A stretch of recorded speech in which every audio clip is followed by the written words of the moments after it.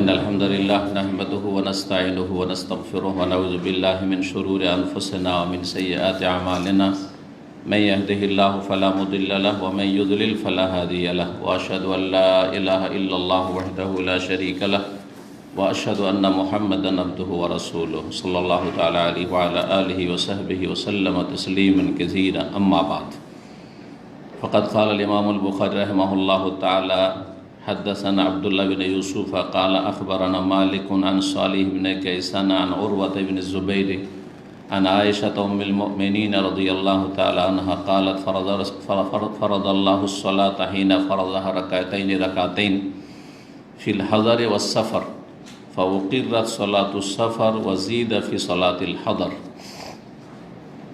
সম্মানিত দ্বীনী ভাতৃমণ্ডলী, আল্লাহ রাব্বুল আলামিনের প্রশংসা এবং প্রিয় নবী সাল্লাল্লাহু আলাইহি সাল্লামের উপর সালাত ও সালামের পরে জুমাবার 30শে রবিউল আউয়াল 1443 হিজরি মোতাবেক 5ই নভেম্বর 2021 আমাদের আলোচনা ধারাবাহিক সহিহুল বুখারীর সালাতের পর্ব নম্বর 2। প্রথম অধ্যায়ে বড় একটি হাদিস এসেছিল, যাতেই দীর্ঘ সময় লেগে যাওয়ায় পুরো অধ্যায়টা শেষ করা হয়নি। গত সপ্তাহে একটি হাদিস থেকে গেছে। কিতাবুস সালাত শুরু করে ইমাম বুখারী রাহিমাহুল্লাহ বলেছেন যে বাবুন কাইফা ফরিদাতুস সালাতু ফিল ইসরা, মেরাজের রাতে সালাত কিভাবে ফরজ হয়েছিল তাতে মেরাজের ঘটনার হাদিসটি বর্ণনা করা হয়েছে। আর তারপরে দ্বিতীয় হাদিসটি আজকে 350 নম্বর, সেখান থেকে শুরু করব। বর্ণনাকারী সাহাবিয়া উম্মুল মুমিনিন আয়েশা রাদিয়াল্লাহু তাআলা আনহা কালা, তিনি বলছেন ফারাদাল্লাহুস সালাতা হিনা ফারাদাহা, মহান আল্লাহ সালাত ফরজ করেছেন যেই সময়, ফারাদাহা রাকাতাইন, তখন দুই করে ফরজ করেছেন। প্রথম সালাত ফরজ হয়েছে 2 রাকাত করে, এবং মেরাজের আগে রাসূলুল্লাহ সাল্লাল্লাহু আলাইহি ওয়াসাল্লাম সালাত পড়তেন। এটা এমন একটা আলোচনা হয়তো আপনারা শোনেননি। যদি আপনাদেরকে জিজ্ঞাসা করা হয় যে মেরাজের আগে রাসূলুল্লাহ সাল্লাল্লাহু আলাইহি ওয়াসাল্লাম, মেরাজে 5 ওয়াক্ত সালাত ফরজ হলো, তো মেরাজের আগে কি সালাতের যে ইবাদত, যাতে কিয়াম আছে, রুকু আছে, সুজুদ আছে, বৈঠক আছে, পড়তেন রাসূলুল্লাহ সাল্লাল্লাহু আলাইহি ওয়াসাল্লাম? সালাত না পড়তেন না? পড়তেন না, এই পদ্ধতিতে পড়তেন। সালাতের পদ্ধতি আল্লাহ রাব্বুল আলামিন শিখেছেন, অবশ্যই সালাত পড়তেন, কিন্তু 5 ওয়াক্ত সালাত ছিল না। মেরাজে 5 ওয়াক্ত সালাত ফরজ হয়েছে। তার আগ পর্যন্ত কি ছিল? আম্বিয়া রাসূলগণ সবাই সালাত পড়েছেন। ওয়াউসানি বিস-সালাতি ওয়াজ-যাকাতি মা দুমতু হাইয়া, ঈসা আলাইহিস সালাম বলছেন। ইসমাঈল আলাইহিস সালাম সম্পর্কে আল্লাহ কোরআনে বলছেন ওয়া কানা ইয়া'মুরু আহলাহু বিস-সালাতি ওয়াজ-যাকাত। ইসমাঈল আলাইহিস সালামের নিজের পরিবারকে সালাত আর যাকাতের হুকুম দিতেন। নবী রাসূলগণ সালাত পড়তেন। আগের নবীদের সালাতের পদ্ধতি ভিন্ন ছিল হয়তো, কিন্তু রাসূলুল্লাহ সাল্লাল্লাহু আলাইহি ওয়াসাল্লাম এই তো পদ্ধতিতে সালাত পড়তেন, যাতে রুকু ছিল, সুজুদ ছিল, কিয়াম ছিল, সবই ছিল, এবং দোয়াও ছিল, তেলাওয়াতও ছিল। এই জন্য রাসূলুল্লাহ সাল্লাল্লাহু আলাইহি ওয়াসাল্লামের পিঠে যে উটের ঘুড়ি চাপানো হয়েছিল সেটা সালাত অবস্থায়, কিন্তু জি, তো সেটা আগের ঘটনা। জি, তো রাসূলুল্লাহ সাল্লাল্লাহু আলাইহি ওয়াসাল্লাম সালাত পড়তেন, কিন্তু 2 ওয়াক্ত পড়তেন, 2 সময়, সকালে এবং সন্ধ্যায়। বেশ কিছু আয়াত কোরআনে কারিমে আছে, যে আয়াতগুলিতে বলা হয়েছে ফাসাব্বিহ বিহামদি রাব্বিকা ক্বাবলা তুলুইশ শামসি ক্বাবলা গুরুবিহা, তোমার রবের তসবিহ বা প্রশংসা বিজড়িত তসবিহ করো, মানে গুণগান করো, স্মরণ করো তোমার রবকে ক্বাবলা তুলুইশ শামসের, সূর্য উদয় হওয়ার পূর্বে এবং সূর্য অস্তমিত হওয়ার পূর্বে। তার মানে সূর্য ওঠার আগে, ফজরে যেটা সময়, আর একটা হচ্ছে বিকেলবেলা আসরের এই সময়টা, ক্বাবলা গুরুবিহা। এইভাবে বেশ কিছু আয়াত রয়েছে। ওয়াসাব্বিহ বিল আশি ওয়াল ইবকার, সকাল সন্ধ্যা তসবিহ পাঠ করতে বলেছেন। তা তসবি নফল সালাত তো বলা হয়। তো প্রথম দিকে 2 ওয়াক্ত সালাত ছিল আর 2 রাকাত করেছিল, 2 রাকাত করেছিল। মেরাজের রাতে যখন সালাত ফরজ হলো 5 ওয়াক্ত, তখন কি করা হলো? সালাত 5 ওয়াক্ত যে মধ্যে 4 করা হলো, জোহরে, আসরে আর এশাতে, মাগরিব 3, আর ফজরটাকে ওইভাবে রাখা হইল। তো ওই মর্মে হাদিসটা এসছে এখানে। উরওয়া ইবনে জুবাইর রহমতুল্লাহ আলাইহি, তিনি সাহাবীর ছেলে, তার ভাইও সাহাবী, তার মানে তাবেই হইলেও তিনি একবারে সাহাবীদের কাছাকাছি সময়ের, অসংখ্য সাহাবে কেরামকে পেয়েছেন। কিন্তু রাসূলুল্লাহ সাল্লাল্লাহু আলাইহি ওয়াসাল্লামের সাথে সাক্ষাৎ হয়নি। রাসূলুল্লাহ সাল্লাল্লাহু আলাইহি ওয়াসাল্লামের ইন্তেকাল হয়ে তার জন্মের আগে। তার বড় ভাই আব্দুল্লাহ বিন জুবাইর, বিখ্যাত সাহাবী। আব্দুল্লাহ বিন জুবাইর বিখ্যাত সাহাবী। কার ছেলে? তো জুবাইরের ছেলে, বাপের নাম মা আসমা বিনতে আবু বকর। আবু বকরের মেয়ে আসমা, যে বড় মেয়ে, তার ছেলে আবু বকর রাদিয়াল্লাহু তাআলা আনহুর নাতি আব্দুল্লাহ বিন জুবাইর। তাহলে আব্দুল্লাহ বিন জুবাইর যদি কার নাতি হয়? আবু বকরের নাতি, তো উরওয়াকে, ওরও নাতি। হ্যাঁ, তো জুবাইরের দুটোই ছেলে, আব্দুল্লাহ আর উরওয়া। কিন্তু আব্দুল্লাহ সাহাবী, আব্দুল্লাহ বিন জুবাইর সাহাবী, খলিফা হিসেবে মক্কায় কয়েক বছর খলিফা ছিলেন। তারপরে উমাইয়া লোকেরা যারা শাসন করত দামেস্ক, শাম দেশ থেকে, তারা তাকে শহীদ করলো এবং তার কাছ থেকে খেলাফত কেড়ে নিল। এক লম্বা ইতিহাস আছে, সেদিকে যাওয়ার প্রয়োজন নেই। কিন্তু এতটা জানার প্রয়োজন যে আব্দুল্লাহ বিন জুবাইর সাহাবী আর তার ভাই উরওয়া তিনি সাহাবী নন, তিনি সহবত পাননি। আব্দুল্লাহরও খালা মা আয়েশা, আর উরওয়ারও খালা হচ্ছে মা আয়েশা রাদিয়াল্লাহু আনহা। তো খালার কাছ থেকে হাদিস, অনেক হাদিস বর্ণনা করেছেন। এই জন্য প্রায় হাদিসগুলিতে আছে আন উরওয়া আনিজ জুবাইর, আর উরওয়া আনিজ জুবাইর। উরওয়া বর্ণনা করছেন, না উরওয়া ইবনে জুবাইর আন আয়েশা, উরওয়া ইবনে জুবাইর আয়েশা রাদিয়াল্লাহু তাআলা আনহা থেকে, অনেক খালা থেকে। কারণ খালার কাছে পর্দা নেই, শিখা আরও সুবিধা। অন্যরা কিছু কিছু জটিল মাসালা জিজ্ঞেস করতো নবী সাল্লাল্লাহু আলাইহি ওয়াসাল্লাম, কারণ ঘরের যেগুলো মাসলা সেগুলো তো বাইরে পাওয়া যাবে না, তো জানতে হবে। মা আয়েশার বিকল্প নেই এলেম দেওয়ার জন্য। তখন পর্দার আড়াল থেকে কক্ষ যে ছিল মা আয়েশার, ওখানে গিয়ে পর্দার আড়াল থেকে, বাইরে থেকে জিজ্ঞেস করতেন কোনো মাসলা, আর তিনি উত্তর দিতেন। এখন পর্দার আড়াল থেকেও আপনাদের কোনো মহিলার কাছ থেকে শিখার প্রয়োজন নেই, কারণ এটা অনেকে কিন্তু এটাকে এই সহশিক্ষার বৈধতার জন্য পেশ করছে, যে মা আয়েশার কাছে, বা মহিলা শিক্ষিকা, পুরুষ স্টুডেন্ট, সাবালক স্কুল, কলেজ, ইউনিভার্সিটিতে, হাই স্কুলে সাবালক ছেলেরাকে, ইউনিভার্সিটিতে সাবালক সব। আর পড়াচ্ছে কে? Lady lecturer, professor. আর এক শ্রেণীর যারা সুবিধাবাদী, তারা এটাকে জায়েজ করার জন্য বলছে মা আয়েশার কাছে সাহাবীরা ইলম হাসিল করতেন, পড়তেন। মা আয়েশার কাছে প্রথম কথা পর্দার আড়াল থেকে। 2 নম্বর কথা, পর্দার আড়াল থেকে তখন প্রয়োজন ছিল, তার কোনো বিকল্প ছিল না। আর এখন কি বিকল্প নেই?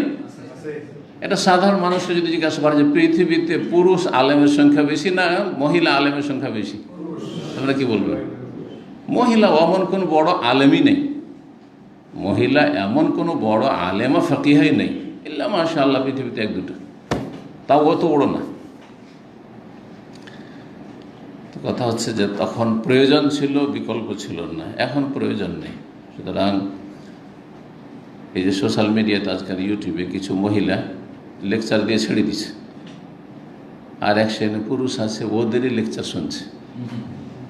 পুরুষদের শোনে না, শুনছে। উর্দু ভাষাতে অনেক আছে, বাংলাতেও আছে।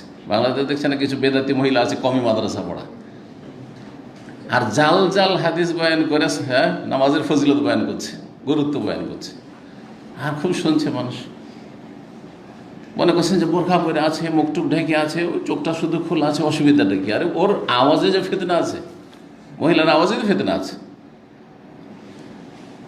হ্যাঁ, বিকল্প নেই এমন আল্লাহ না করে কোনো যুগে আসে, আর আসবেও না। হ্যাঁ, ইনশাআল্লাহ। পুরুষ আলেম কাউকে পাচ্ছে না, আর আপনাকে এলেম শিখতে হবে, ফতোয়া নিতে হবে, তাহলে মহিলা আলেমার কাছে ফতোয়া নেবেন। মহিলা ছাড়া আপনার এলাকায় কোনো আলেমা না থাকে তাহলে ঠিক আছে।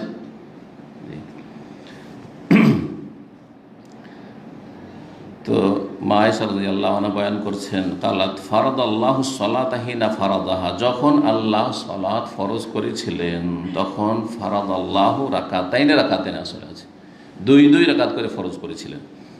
ফিল হাদারে ও সাফারে, ফিল হাদারে মানে আবাসে হোক, নিজের নিজ বাড়িতে হোক, নিজ গ্রামে নিজ শহরে, আর সাফারে সফরে হোক, প্রবাসে। যে অনুবাদক প্রবাস করেছেন, সফর প্রবাস বলতে বোঝে দেশ থেকে অন্য দেশে যাওয়া, ঠিক না? কিন্তু একটা লোক খুলনা থেকে ঢাকায় এসে বলছে প্রবাসে আছে নাকি, তো বলবেন না। সুতরাং সফরের তর্জমা বাংলা অনুবাদে, যে অনুবাদটা আছে কারোর কাছে বোখারি বাংলাটা এই আছে, প্রবাস করেছে, কিন্তু আসলে প্রবাস সূক্ষ্ম অনুবাদ নাই, অনেক অনুবাদের ত্রুটি আছে। যে বাংলা অনুবাদগুলিতে বিশেষ করে এটা তো দেখছি অনেক ত্রুটি আছে। আর দুই তিনটা তর্জমা সাথে পাশাপাশি রাখলে বুঝতে পারবো যে কোনটাতে কতটা পরিমাণ ত্রুটি আছে আর কোনটা ত্রুটি মুক্ত অনেকটা।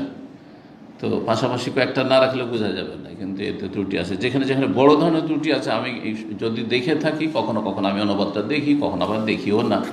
তো যদি দেখে থাকি তো ইনশাল্লাহ আপনাদেরকে সতর্ক করে দেবো, কারণ আপনার ভুল বুঝবেন তখন। বাংলা পড়ে ও ভুল করেছে মোকাল্লেদের মতো আপনিও ভুল করবেন, কারণ আপনি তো আরবি সরাসরি বুঝছেন, আর আমি তো আলহামদুলিল্লাহ আরবি বুঝছি। সুতরাং ও ভুল করলে তো আমার কাছে ধরা খেয়ে যাবে। যদি আমিও ভুলের ঊর্ধ্বে না, যেমন তিনি ভুলের ঊর্ধ্বে না, কথা বোঝা গেছে না? অনুবাদক ভুলের ঊর্ধ্বে না, আমিও ভুলের ঊর্ধ্বে না, কিন্তু যেখানে ভুল স্পষ্ট আমার কাছে তখন সেটা ভুল। তো প্রবাসের অর্থ করেছেন, এটা খুব সূক্ষ্ম অর্থ নয়। তো প্রথম যে ফরজ ছিল দুই দুই রাকাত করে, বাড়িতে হোক অথবা সফরে হোক। ওকিরাত সলাতুস সাফার, সফরে এই দুই রাকাতকেই সাব্যস্ত রাখা হইল, ঠিক রাখা হইল বা সাব্যস্ত রাখা হইল। ওয়াজিদা ফি সালাতিল হাদার, এবং বাড়িতে বা আবাসে, নিজের শহরে, নিজের গ্রামে, যেখানে মকিম, আপনি মকিম সহজ ভাষায়, কিন্তু মকিমটা অনেকে বুঝেন তাই না? মকিম অবস্থার সলাৎকে কি করা হইল? বাড়িয়ে দেওয়া হইল। দুইগুলিকে কি করে দেওয়া হইল? 4 করে দেওয়া হইল বা 3 করে দেওয়া হইল।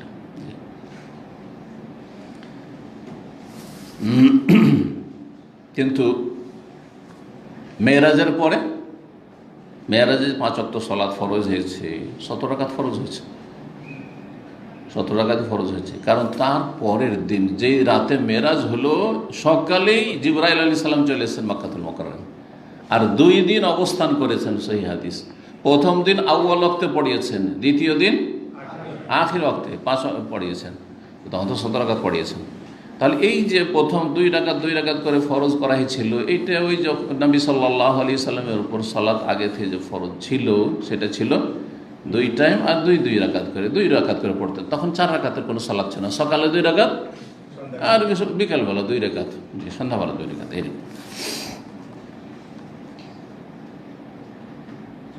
দ্বিতীয় অধ্যায় বলছেন বাবু ওজুবে সলাত ফি সিয়াব। এই অধ্যায় হচ্ছে সালাত আদায় করা ফরজ কাপড় পরিধান করে।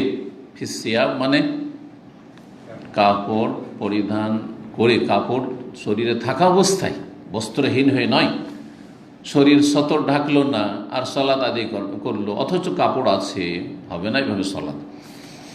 তো কাপড় পরিধান করে সালাত আদায় করা ফরজ।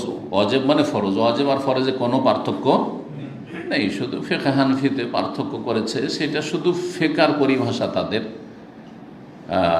দুটোই আবশ্যক, ওয়াজিব মানে আবশ্যক আর ফরজ মানে আবশ্যক, কিন্তু তারা একটু পার্থক্য করেছে। ফরজ নাসে কোরআনি, কোরআনের দলিল দ্বারা যদি কোনো কিছু স্পষ্ট হয় তাহলে সেটা ফরজ বলবো, আর যদি হাদিস দিয়ে হয় তাহলে এটাকে ওয়াজিব বলবো।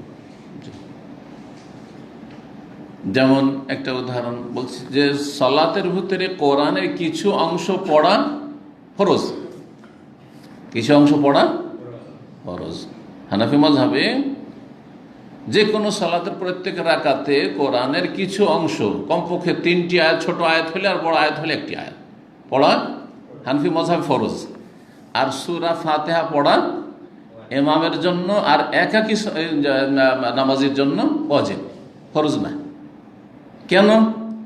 বলছে কোরআনে কারীম আছে ফাকরাউ মা তায়াসসারা মিনাল কোরআন, কোরআন থেকে যথাসাধ্য পড়ো। সুতরাং কোরআন পড়তে হবে সালাতের ভিতরে, এটা হচ্ছে কোরআন দ্বারা সাব্যস্ত, সুতরাং ফরজ। তার মানে কেউ যদি হানাফি মাযহাবে প্রত্যেকের রাকাতে আর রহমান আল্লামাল কোরআন খালাকাল ইনসান আল্লাহু আকবার সূরা ফাতিহা পড়লই না, ইমামও পড়লো না, ধরে আর একাও পড়লো না, মুক্তাদির জন্য তো নিষেধ ওদের মাযহাবে। নামাজি কয় রকম? 3 রকম। মুক্তাদির জন্য হানাফি মাযহাবে সূরা ফাতিহা পড়া নিষেধ। সূরা ফাতিহা নিষেধ, তাহলে তো অন্য তো আরও চলবে না, ঠিক না? বাকি থাকলো কয়জন মুসাল্লি? 2 শ্রেণীর।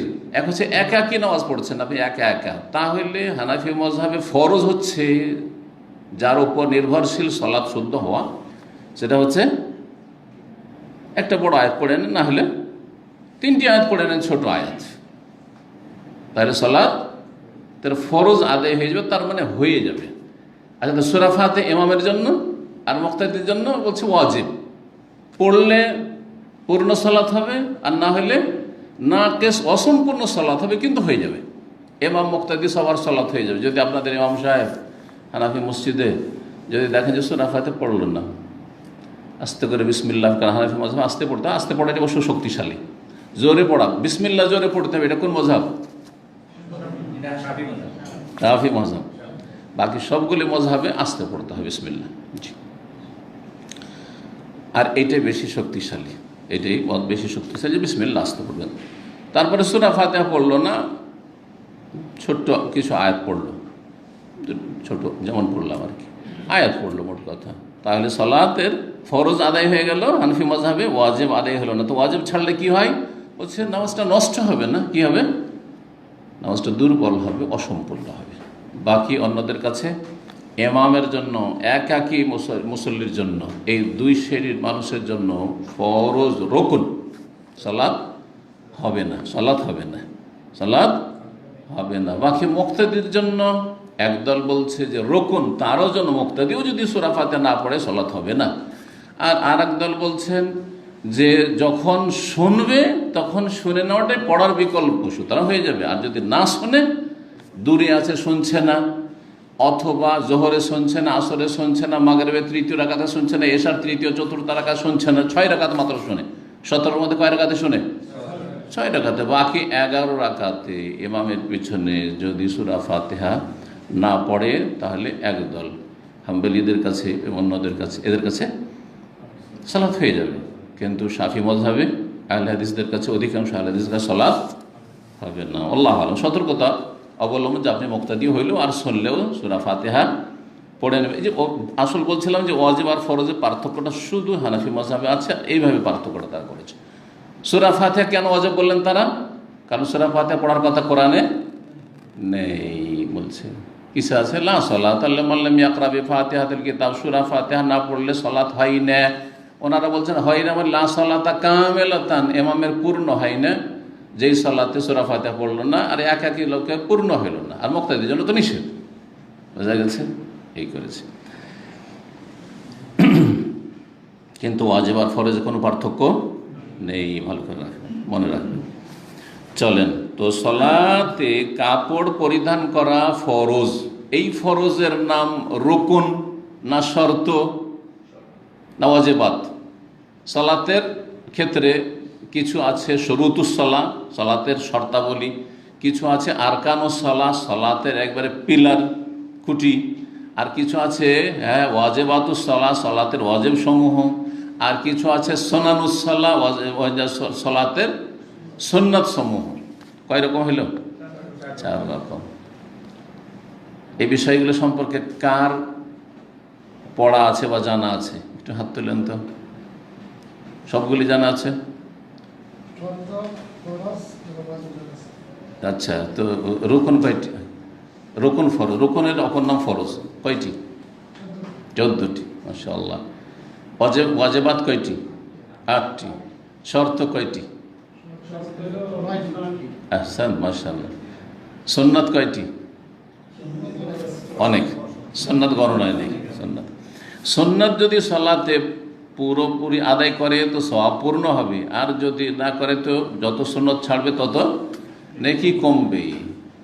কিন্তু ওই ধরনের বড় ধরনের অন্যায় করলো না, ইচ্ছা করে, বিরোধিতা উদ্দেশ্য নাই, কিন্তু কখনো ছুটে গেল অথবা জানা নেই ছেড়ে দিয়েছে ইত্যাদি।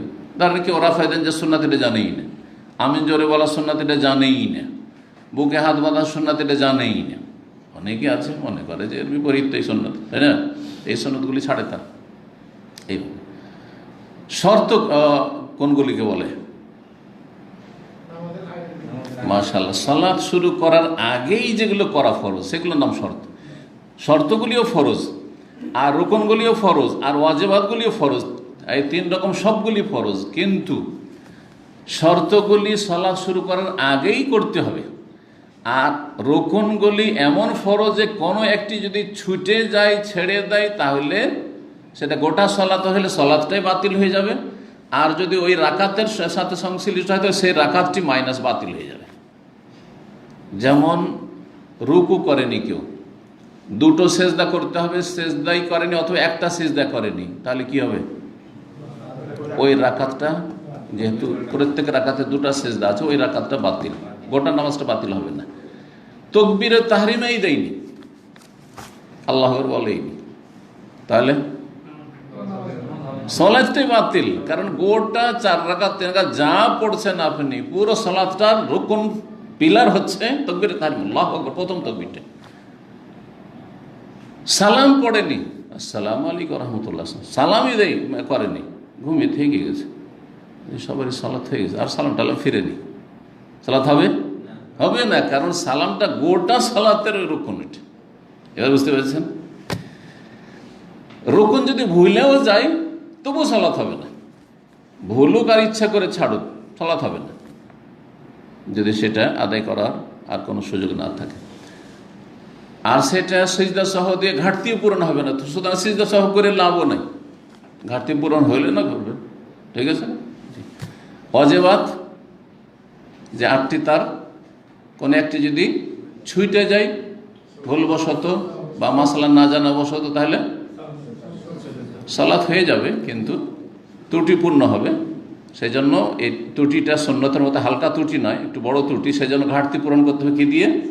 সেজদা সহ দিয়ে, সেজদায় সহ দিয়ে। আর যদি ইচ্ছা করে ছেড়ে দেয়, ইচ্ছা করে তাড়াহুড়া আছে, প্রথম আত্মাহাত পড়লই না, 4 রাকাত আসরের সালাত পড়ে একটু তাড়া আছে, আত্মাহাত পড়বো না, একটানা 4 রাকাত পড়ে নিল, অথচ মনে আছে ওর, তাহলে সালাত হবে না, কারণ ইচ্ছা করে ওয়াজিব ছেড়ে দিয়েছে, ওয়াজিবাতুস সালাত ছেড়ে দিয়েছে। সুন্নাত যদি ইচ্ছা করে ছেড়ে দেয়, হ্যাঁ, তাহলে সালাত হয়ে যাবে, কিন্তু নেকি কমবে। তো এই বিষয়গুলি অত্যন্ত গুরুত্বপূর্ণ, এই একটা নলেজ থাকতে হবে। শর্তগুলি বললাম যে সালাতের আগে, বাকি রুকুন, ফরজ, ওয়াজিবাত 14টি, 8টি প্লাস সুন্নাত সবগুলি সালাতের ভিতরে। শর্তগুলি ফরজ কিন্তু সালাতের আগে, যেমন কেবলামুখী হওয়া শর্ত, তার আগে পবিত্রতা শর্ত, উজু না থাকলে উজু করে নেওয়া, গোসল ফরজ থাকলে গোসল করে নেওয়া, ঠিক আছে? লজ্জা স্থান ঢাকা শর্ত, তাহলে আগে কাপড় পরিধান করতে হবে, আল্লাহু আকবার, তারপরে কাপড় পরছেন, হবে? সালাতের ভিতরে নয়। কেবলামুখী, আগে আল্লাহু আকবার দিয়ে দিয়েছেন এইদিকে মুখ করে, আর তারপরে কেবলামুখী হচ্ছেন, হবে? আগে কেবলামুখী হইতে হবে। এগুলো হচ্ছে কি শর্ত।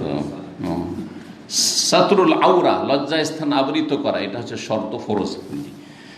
তো এটা হচ্ছে সাতরুল আওরা ফরজ, কাপড় পরিধান করে সালাত আদায় করতে, অর্থাৎ সাতরুল আওরা শর্ত ফরজ, শর্ত ফরজ। দলিল কোরআন কারীমের আয়াত এবং অনেক হাদিস রয়েছে মর্মে, আজকের হাদিসগুলো প্রায় এই মর্মে আসবে।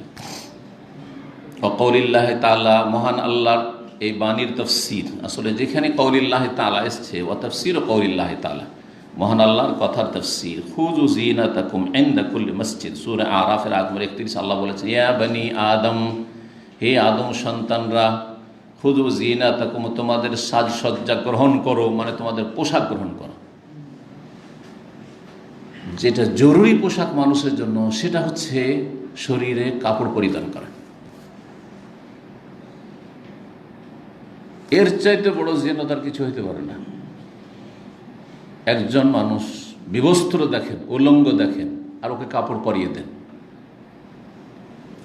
বিবস্ত্র মনে করছেন যে সাদা চামড়ার লোক, ওকে যদি উলঙ্গ করে তা হয়তো দেখতে সুন্দর লাগবে। আমি খুব সহজে বোঝাচ্ছি। আপনি মোজা পায়ে দিয়ে ছবি করবেন, আপনার পায়ের আর খালি পায়ে ছবি করবেন, কোন পাটা দেখতে ভালো লাগবে? এইটা যদি আমি নামিয়ে দিয়ে ছবি করি আর এটা পরে, কোনটা বেশি ভালো লাগে? তাহলে কাপড়ে জিনত আছে, আর কত উদাহরণ লাগবে। তো এই জন্য কোরআনে কেন আল্লাহ রাব্বুল কাপড়কে কি বলেছেন? জিনত বলেছেন, কাপড় সাজ। আর ইসলামে কাপড়ের বেশ কিছু নীতিমালা আছে, সেই কায়দা কানুনগুলি ঠিক রাখতে হবে। ঢিলা পোশাক হইতে হবে, আর তারপরে লজ্জাস্থান ঢাকে এমন পোশাক হইতে হবে, এত পাতলা নয় যাতে বাইরে থেকে ভিতরে দেখা যায়, এত টাইট নয় যাতে আপনার সব উঁচা নিচা বোঝাও যাচ্ছে, আর তারপরে ইবাদত বন্দেগীতে সলাতে রুকু সিজদাতে উঠতে বসতে কষ্টও হচ্ছে, খুশু নষ্ট হচ্ছে, এরকম জায়েজ নাই ইত্যাদি। বাকি বিশেষ নামের পোশাক সুন্নতি পোশাক, পাঞ্জাবি মানে সুন্নতি পোশাক, জুব্বা মানে সুন্নতি পোশাক না, এগুলো ভুল কথা। এগুলো আমাদের দেশের বেদাতি আলেম সমাজের কথা। কিন্তু পোশাকের ক্ষেত্রে ইসলামের যে নীতিমালাগুলি আছে সেগুলিকে সামনে রেখে পোশাক তৈরি করা, এটা হচ্ছে ইসলামী পোশাক। এটা হচ্ছে ইসলামী পোশাক। কেউ যদি বলে শুধু এটা ইসলামী পোশাক, না, বলবো যে এটা ইসলামী পোশাক না, এটা একটা সাজ, অতিরিক্ত সাজ। আর ওদের পোশাক আমাকে ভালো লাগে, সেজন্য আমি পরি। কথা বোঝা গেছে না? জি।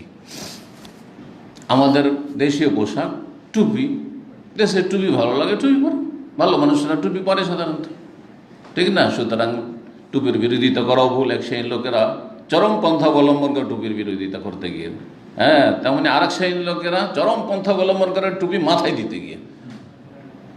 যদি মসজিদে কেউ বিনা টুপিতে ঢুকে যায়, সালাত শুরু করে দেয়, ওর মাথাতে একটা খেজুর পাতার টুপি দিয়ে দিবে, এরকম ঘটে থাকে। দেশে করে না? করে না? জানি না এখনকার অবস্থা, অনেকদিন দেখিনি, কিন্তু একসময় এরকম অনেকগুলি টুপি রাখা থাকতো। ছোট 13 বছর বয়স, তখন আমি টুপি নিয়ে খেলা করেছি, মাদ্রাসায় পড়েছি 12-13, এইরকম বয়স, তখন তো খেলার একটি থাকে।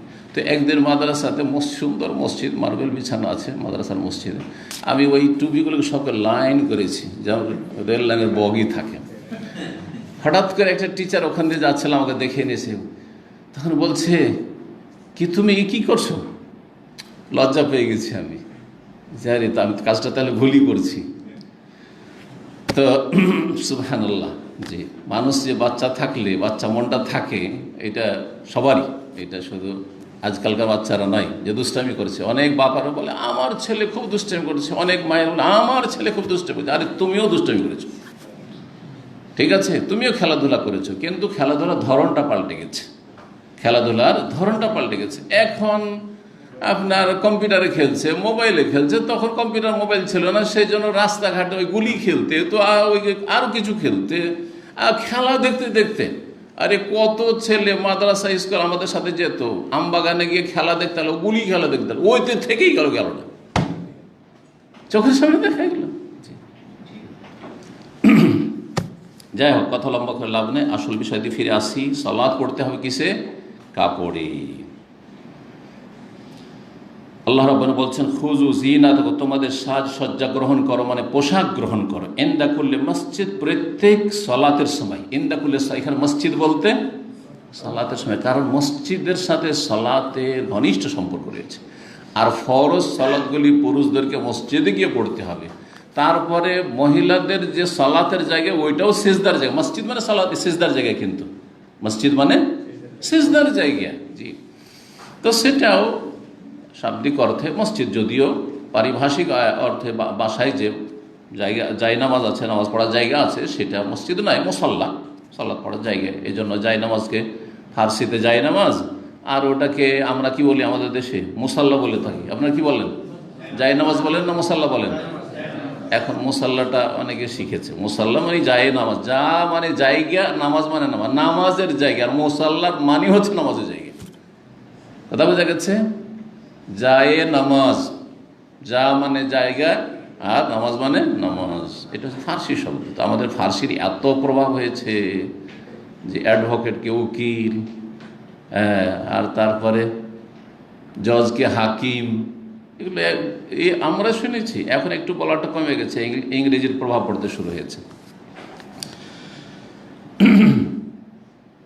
অমান সাল্লাহ মুলতাহিফান ফি সবিন ওয়াহিদ, আর বলছেন ইমাম বুখারী রাহিমাহুল্লাহ, কেউ যদি একটি কাপড়, শুধু একটি কাপড় শরীরে জড়িয়ে সালাত আদায় করে, আর কোনো কাপড় নেই ভিতরে, শুধু একটা কাপড়, তাহলে চলবে কি না?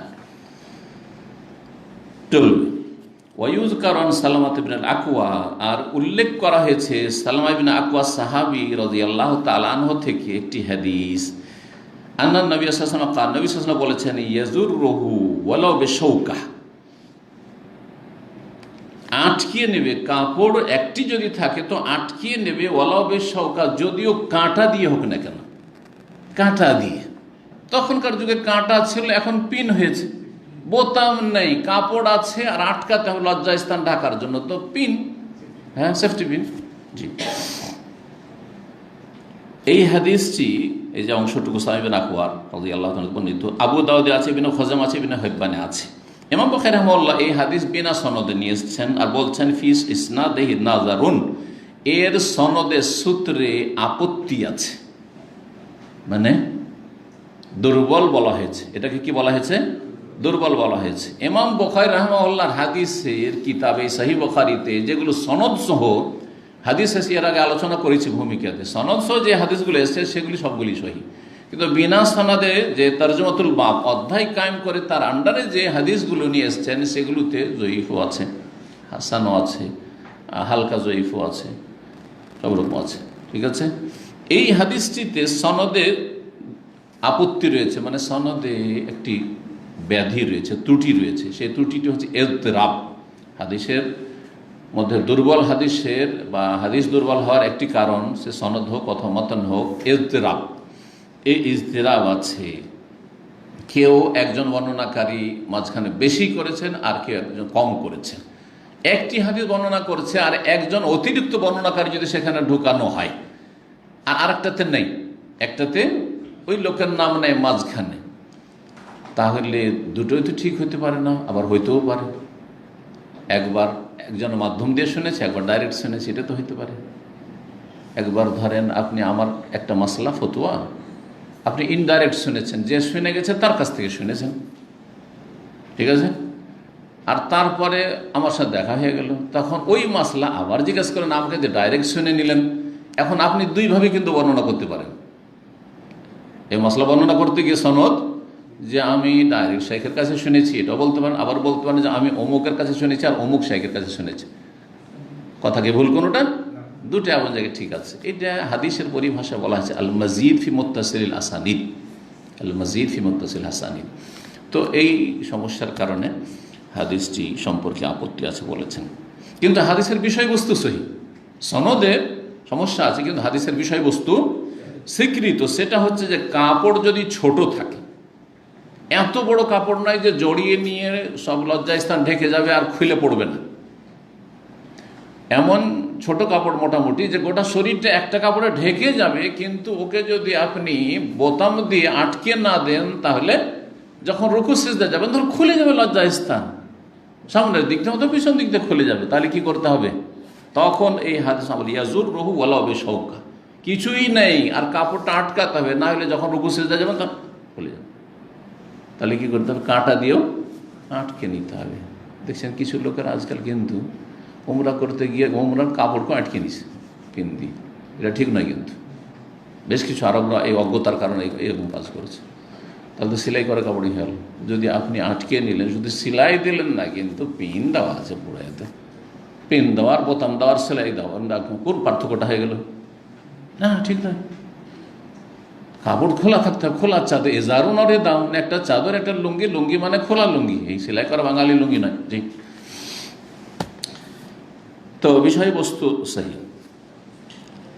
বলছেন ওমান সাল্লাহ ফি সাওবিল্লাযী ইউজামিউ ফি, আর একটি মাসলা, কেউ যদি এমন কাপড়ের সালাত আদায় করে আল্লাযী ইউজামিউ ফিহি, যাতে সে সহবাস করেছে, মানে সহবাস অবস্থায় সেই কাপড়টি শরীরে ছিল, মালাম ইয়ারা ফিহা আযান, কিন্তু তাতে কোনো অপবিত্রতা দেখছে না, এমন কিছু অপবিত্র দেখছে না, কিছু মজি লাগেনি, মজি না পাক। মানি নিয়ে ইখতিলাফ রয়েছে, একদল বলছেন মানি না পাক বীর্য, আরেকদল বলছে না পাক নয়। তো যদি নাপাক বলে বিশ্বাস করে এই ফিকহের মাসলার ক্ষেত্রে তাহলে নাপাক, আর যদি পাকও হয় তারপরও সেটি নোংরা, আজা মানে কষ্টদায়ক নোংরা। যেমন কাশপোটা, এর আগে বলেছি যে কমপক্ষে মানি বীর্য হচ্ছে মানুষের পোটা কাশের মতো, কাশ ভিতরে আছে, মানুষ ভিতরে দিয়ে কাশি হচ্ছে গিলে ফেলছে, সেটা আলাদা কথা, কিন্তু নিজের কাশ নিজেই হাতে নিয়ে গিলতে পারবে না, চেটে খেতে পারবে না, কারণ অরুচিকর নোংরা, তাই না? তো যতক্ষণ পর্যন্ত তাতে কোনো নাপাকি না দেখছে, যেই কাপড়ে সহবাস করেছে ওই কাপড়ে সলাতে চলে গেল বা সলাৎ পড়লো, অসুবিধা আছে কি? কোনো অসুবিধা নেই, জায়েজ। জি, দিন খুব সহজ, এমন নয় যে এই সহবাস করেছে সুতরাং এই কাপড়ে সলাৎ আদায় করা যাবে না, এই কাপড় নিয়ে আল্লাহর সামনে দাঁড়ানো যাবে না, এই কাপড় নিয়ে মসজিদে যাওয়া যাবে না, এমন কোনো শরীয়ত নাই। ও আমার নবী সাল্লাল্লাহু আলাইহি ওয়াসাল্লাম আল্লাহ ইয়াতুফ বিল বাইত অরিয়ান, আর নবী সাল্লাল্লাহু আলাইহি ওয়াসাল্লাম এই নির্দেশ দিয়েছেন যে বাইতুল্লাহর তওয়াফ যেন বিবস্ত্র হয়ে উলঙ্গ হয়ে কেউ না করে। কেন এই কথা বলেছিলেন? তার মানে এই হাদিসের প্রেক্ষাপট আছে, ব্যাকগ্রাউন্ড আছে, সেটা হচ্ছে যে জাহিলিয়াতের যুগে এক শ্রেণীর লোকেরা মক্কা এসে কাবার তওয়াফ করত উলঙ্গ হয়ে, উলঙ্গ হওয়াকেও সওয়াবের কাজ মনে করত। যেমন ন্যাংটা পীর ন্যাংটা হয়ে আল্লাহর ওলি দাবি করছে, ন্যাংটা সাধু আছে, ভারতে হিন্দুদের যেমন ন্যাংটা সাধু আছে, তেমনি মাজার পূজারীদের ন্যাংটা পীর পাকিস্তানে আর বাংলাদেশে আছে, ইন্ডিয়াতেও থাকতে পারে, কারণ পীরতন্ত্রের যা কিছু আছে ইন্ডিয়াতে তাই আছে বাংলাদেশে, আর তাই আছে পাকিস্তানে, একই রকমের ধর্মকর্ম সব একই রকমের। বেরেলভি পাকিস্তানে আছে, বেরেলভি বা ইন্ডিয়াতেও আছে, বেরেলভি রেজভি বাংলাদেশেও আছে, বুঝা গেছে না? একই রকমের তাদের ধর্মকর্ম, সব রকম যতগুলি ফিরকা আপনি ইন্ডিয়াতে পাবেন সবগুলি বাংলাদেশ আর পাকিস্তানে পাবেন। আহলে কোরআন কাদিয়ানি ইন্ডিয়াতে পাবেন, বাংলাদেশে পাবেন, পাকিস্তানে পাবেন, ঠিক না? আল্লাহ হেফাজত করে। তো আসল ঘটনা কি ছিল? যারা নিয়মিত আমাদের আলোচনা আছেন শুনেছেন যে হজের সময় বা উমরাতে যে আসতো বাইরের লোকেরা, তো বাইরের লোকেরা যখন আসতো তখন তারা মক্কার লোকদেরকে পুত পবিত্র মনে করত, ব্রাহ্মণ মনে করত। কারণ হিন্দুদের কাছে বাকি যে তিনটা কাস্ট আছে ওরা ব্রাহ্মণকে কি মনে করে? চ্যাটার্জি ব্যানার্জি মুখার্জি এগুলোকে, হ্যাঁ, একদম পবিত্র, এরাই শুধু ধর্মকর্ম করবে মন্দিরে, আমরা যে যাওয়ার অধিকার রাখি না, এটাই না বেদ শিখিয়েছে তাদেরকে। তো এসে কাপড় চাইতো মক্কার লোকের কাছে, কারণ এরা পাক পবিত্র, আল্লাহর ঘরের প্রতিবেশী এরা। বাইরে থেকে আমরা এসেছি, কাপড় চাইতো, সবসময় কাপড় পেত না, যদি কাপড় পেয়ে গেল তাহলে মক্কার লোকের কাপড় নিয়ে পাক পবিত্র কাপড়, আমাদের কাপড় না পাক, কারণ কত পাপ করেছি আর দূরে থাকি, কত গুনাহ করি, আর এরা তো সব পাক লোক, এরা পাপ করলেও পাপ হয় না। জি, তো কাপড় যদি না পেত তখন কি করতো? নারী হোক আর পুরুষ হোক তখন উলঙ্গ হয়ে তারা বাইতুল্লাহর তওয়াফ করতো। আল্লাহু আকবার। আল্লাহ কোরআন এখানে বলেছেন যে এত নোংরামি তোমাদের, এটা হইতে পারে? বলে ইন্নাল্লাহ লা ইয়ামুরু বিল ফাহশা, হে নবী তাদেরকে বলে দাও যে আল্লাহ কখনো অশ্লীল আচরণ আর অশ্লীলতা, ফাহেসা হচ্ছে উলঙ্গ হওয়া, কখনো এই হুকুম করতে পারেন না যে আল্লাহর ঘরে তওয়াফ করবে আর নাঙ্গা হয়ে উলঙ্গ হয়ে। আতাকুলুন আলাল্লাহি মা লা তা'লামুন, আল্লাহর দ্বীন সম্পর্কে, আল্লাহ সম্পর্কে এমন কথা বলছো যে সম্পর্কে তোমাদের কোনো জ্ঞান নেই। কোথায় পেলে এই ধর্ম, ন্যাংটা হওয়ার ধর্ম? কথা বোঝা গেছে? নিন্দা করেছে আল্লাহর কঠোরভাবে। রাসূলুল্লাহ সাল্লাল্লাহু আলাইহি ওয়াসাল্লাম যখন মক্কা বিজয় হলো, কয় হিজরিতে মক্কা বিজয় হলো? অষ্টমী, নবম বলছে, অষ্টম। অন্তত বড় বড় ঘটনাগুলি জানতে হবে যে কোন সালে হয়েছে, এটা না জানলে আপনি কিছু জানলেন না তাহলে ইসলামের। অষ্টম হিজরিতে মক্কা বিজয় হলো, রমজান মাস। আর তারপরে আসলো আপনার আবু বকর সিদ্দিক রাদিয়াল্লাহু তাআলা আনহুকে হজের আমির বানিয়ে পাঠালেন নবম হিজরিতে, হজের আমির বানিয়ে পাঠালেন। যেহেতু এখনো কাফের মুশরিকদের কিছু সংস্কৃতি থেকে গেছে, ক্লিয়ার করতে সময় লাগবে, রাসূলুল্লাহ সাল্লাল্লাহু আলাইহি সাল্লাম ওই বছরে হজ করলেন না, পাঠালেন আবু বকরকে। আর তার পক্ষ থেকে কিছু ঘোষণা শুনিয়ে দিতে হবে, ঘোষণা শোনাবার জন্য নিজ পরিবারের একজন লোকের প্রয়োজন। আরও বা মনে করে যে এই ঘোষণা যদি মুহাম্মদ সাল্লাল্লাহু আলাইহি ওয়াসাল্লামের পক্ষ থেকে শোনানো হয় তাহলে তার এক নিকট আত্মীয় শোনাবে, সুতরাং আলী রাদিয়াল্লাহু আনহু পাঠালেন। আর ঘোষণা করিয়ে দিলেন যে আগামী বছর যাতে করে হজের মৌসুমে কোনো মুশরিক, পৌত্তলিক, প্রতিমা পূজারী এই হারামের এলাকায় না প্রবেশ করে, মক্কায় প্রবেশ না করে। ওয়ালা ইয়াতুফু বিল বাইতি উরিয়ান, আর কোন বিবস্ত্র উলঙ্গ ব্যক্তি যেন বাইতুল্লাহর তওয়াফ না করে, যা এর আগে চলছিল। সহিহ বুখারীতে হাদিস আছে, যখন মহিলারা উলঙ্গ হয়ে কি করত, তওয়াফ করত, লজ্জা স্থানের উপর এতটুকু একটু টুকরো রেখে নিত, বাকি একেবারে উলঙ্গ থাকত। আর একটা কবিতা পড়ত, আল ইয়াউমা ইয়াবদু বাযুহু আও কুল্লুহু ওমা বাদা মিনহু ফালা উহিল্লুহু, বলছে আজকে শরীরের সবটাই উন্মুক্ত হয়ে যাবে অথবা কিছুটা উন্মুক্ত থাকবে, কারণ কাপড় নেই, কাপড় কারো ধার পাইনি মক্কায় এসে।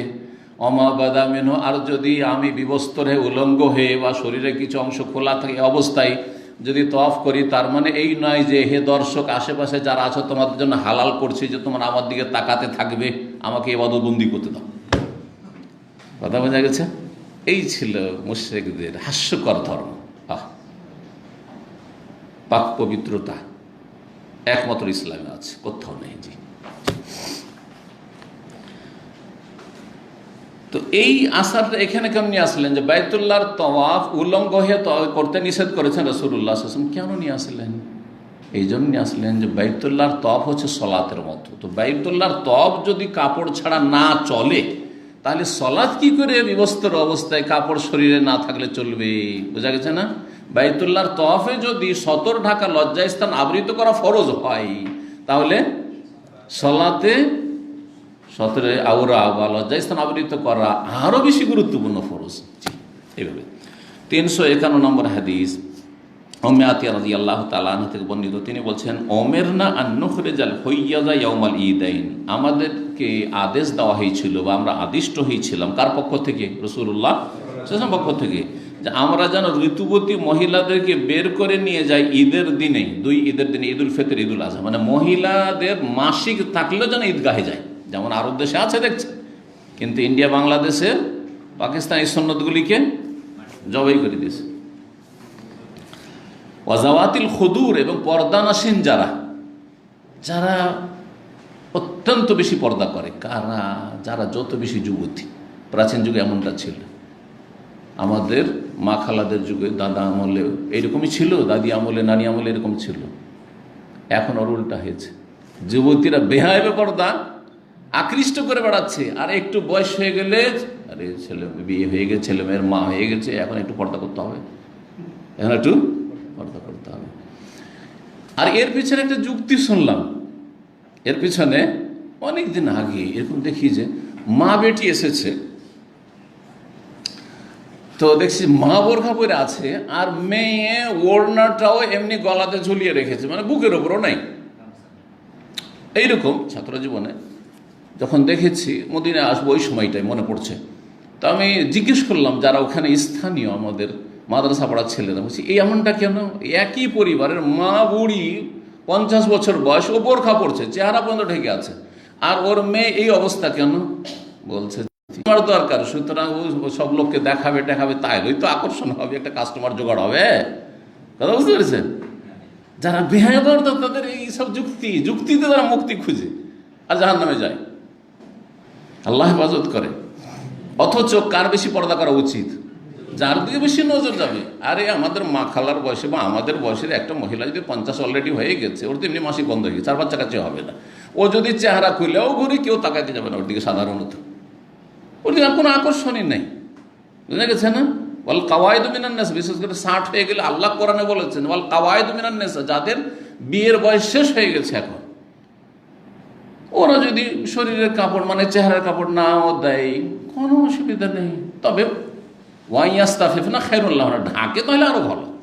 বুড়িও যদি ঢাকে চেহারার সবই ভালো, কিন্তু কখনো যদি চেহারা খুলে দেয় এমন কোনো অপরাধ করে দিল না। কিন্তু একটা যুবতী 30 বছর, 20 বছর, 18 বছর, 40 বছর, এগুলো ফিতনা, বেশি ফিতনা। তো জাওয়াতিল খুদুর, আরবরা কি করতো? যুবতীদেরকে 12 বছর বয়স হয়ে গেছে, 18 বছর বয়স হয়ে গেছে, এখনও বিয়ে হয়নি, বা বিয়ে হয়েছে কিন্তু যুবতী এরা একেবারে পর্দার ভিতরে থাকতো, আশেপাশের লোকও জীবনে দেখতে পেত না। জি, এত লুকিয়ে রাখত মনি মুক্তার মতো করে। এই জন্য জামাতুল খুদুর বলা হয়েছে। ফায়াশহাদনা জামাতাল মুসলিম, মুসলিমদের জামাতে শরিক হবে, মানে ঈদের জামাতে শরিক হবে মহিলারা। ওয়া দাওয়াতুম, তাদের দোয়ায় শরিক হবে, দোয়া খুদবাতে দোয়া পড়ছে। ওয়ায়াতাজিল হুইজাত আন মুসাল্লাহুন্না, আর ঋতুবতী মহিলারা সালাতের জায়গা থেকে পৃথক থাকবে, এক কিনারায় থাকবে, মানে সালাতের জায়গাতে একাকার হয়ে যাবে না। এখানে ঈদগাহে যারা সালাত আদায় করেছেন দেখেছেন, হ্যাঁ, যেখানে মহিলারা সালাত আদায় করছে সেখান থেকে আলাদা হয়ে কিছু মহিলারা থাকে, বোঝা যায় যারা ঋতুবতী আছে। তারপরে এসছে এই হাদিস এবং আমল আছে এই দেশে। আর আমাদের দেশে যারা সালাত আদায় করবে তারাও যাচ্ছে না, তারা যাচ্ছে না। সুতরাং কি করছে? বেদাত আবিষ্কার করেছে। এক বেদাত হচ্ছে যে প্রত্যেক মসজিদে মসজিদে একজন মহিলাদের ইমামতি করছে। এটা আহলে হাদিসের মধ্যে বেদাত আছে। ইন্ডিয়া বাংলাদেশে আহলে হাদিস এলাকাতে এই বেদাত আছে। জি, ছোট থেকে এই দেখে এসেছি। একজন মহিলা গ্রামের একটু পড়াশোনা জানে, একটু খুতবা দেখে পড়তে পারে, তো নামাজটা পড়িয়ে দিল, আর তারপরে খুতবা দেখে পড়িয়ে দিল, ঈদ পড়িয়ে দিল। একটা বেদাত। আর একটা বেদাত হচ্ছে যে ঈদগাহে যাওয়ার হুকুম আছে, তা না করে বাড়িতে 2 রাকাত করে সালাত পড়িয়ে নিল। এটাও বেদাত, এটাও জায়েজ নয়। কার জন্য জায়েজ? এই যে করোনার সময় জায়েজ ছিল, কারণ যাওয়া নিষেধ আছে, ঈদগাহে যাওয়া নিষেধ, মসজিদে যাওয়া নিষেধ, সুতরাং বাড়িতে 2 রাকাত সালাত আদায় করবে, সেটা আলাদা কথা। কিন্তু এইভাবে মহিলারা বাড়িতে ঈদ পড়বে, অথবা ছাদের উপরে এক জায়গায় জমা হয়ে গেল, এক মহল্লার কয়েকজন জমা হয়ে গেল, হ্যাঁ, বেদাত এগুলো। জি,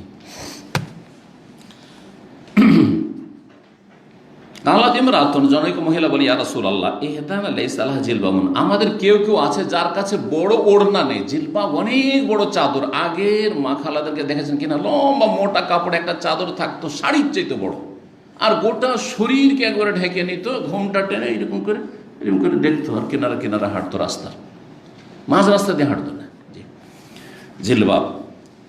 ওর কাছে জিলবাবই নাই, তাহলে জিলবাব যদি ঢিলা ঢালা একটা ওড়না না থাকে ওটা শরীর ঢাকার জন্য, তখন তো আর এইরকম বোরখার ছিল না। তো এইরকম যদি কিছু না থাকে তো ঈদগাহে যাবে কি করে? বাড়ির মধ্যে থাকছে, অসুবিধা নেই, স্বামীর সাথে যে কোনো অবস্থায় থাকছে, একটা কাপড় আছে। বলছেন যদি না থাকে, লেতুলবে সাহেবাতোহা মিন জিলবাবিহা, তার যে সঙ্গিনী আছে, বান্ধবী আছে, সে তার ওড়না যে অতিরিক্ত আছে সেটা পরাবে। একজনের কাছে 2টো আছে, একটা দিয়ে দিবে, যাও তুমি ঈদ পড়ে এসো, এইভাবে করবে, কিন্তু যাওয়ার চেষ্টা করবে। এই ছিল হাদিস। তার মানে মহিলাদের সালাত আদায়ের জন্য বড় লম্বা জিলবাব ওড়না লাগবে, আর পুরুষদের শরীর ঢাকাতে হবে। পুরুষদের শরীর কতটা ঢাকতে হবে? আওরাত যেটা খোলা জায়েজ নয় সেটা হচ্ছে নাভি থেকে শুরু করে, পুরুষদের নাভি থেকে শুরু করে হাঁটু পর্যন্ত, কিন্তু প্রয়োজনে হাঁটুর ওপরেও রান খোলা জায়েজ। কখনো কখনো নবী সাল্লাল্লাহু আলাইহি ওয়াসাল্লাম খুলেছেন, একবার হারাম নয়। কারো নিতম্বু খোলা যেমন হারাম, বা সামনের দিকে যেটা আওরাতে গালিজা সেটা খোলা যেমন অকাট্য হারাম, ওই রকম রান খোলা হারাম নাই। কথা বলছেন না? অনেক আপনি হারাম কাজ করে দিলেন রানের উপরে। তাহলে আমাদের সে কৃষকরা তো সবাই তো ওই কাপড় সাইডেই তো সব চাষাবাদ করে, তো সব হারাম কাজ ডেলি করছে নাকি? অনুত্তম, অপছন্দনীয়, অনুত্তম, কিন্তু প্রয়োজনে জায়েজ, কাপড় ছাঁটার দরকার আছে। আপনি পানি পার হচ্ছেন, আর আপনার একটু 1 রান পানি আছে, কাপড়টা ভিজিয়ে দিতে হবে কোথায় না? আপনি একটু উঠিয়ে নিয়ে আপনি রান করলেন, অসুবিধা নেই, পার হয়ে গেলেন, কাপড় ভিজল না। এতদিনে তো কঠোরতা নেই। তাহলে প্রয়োজনে রান খোলা জায়েজ। রান তাহলে কি? আওরাতে খাফিফা, মানে লজ্জায় স্থান, কিন্তু হালকা লজ্জায় স্থান। আর সাওআতাইন, সামনে এবং পিছনে পেশাব পায়খানার রাস্তা, এগুলো হচ্ছে নিতম্ব, এগুলো হচ্ছে দেখতে নোংরা লাগে, সুতরাং এটা একদম ঢাকা ফরজ। জি, আওরাতে গালিজা। জি, 3 নম্বর অধ্যায়, বাবু আকদিল ইজার আলাল কাফাফিস সালাত, সালাতে গর্দনে লুঙ্গি বেঁধে নেওয়া, এটা করা যায় কিনা? হ্যাঁ, যদি কারো একটি কাপড় থাকে, শুধু একটি কাপড় আছে, সালাত আদায় করতে হবে, আর সে একটি কাপড়ে একবারে কাঁধ থেকে শুরু করে তার হাঁটু পর্যন্ত ঢাকা যাবে, তাহলে কি করবে? এইখানে করে বেঁধে নেবে। যেমন ছোট ছোট বাচ্চাদের আমাদের শীতকালে দেশে চাদর বেঁধে দেয়, দেখেছেন কিনা আপনারা? দেখেছেন?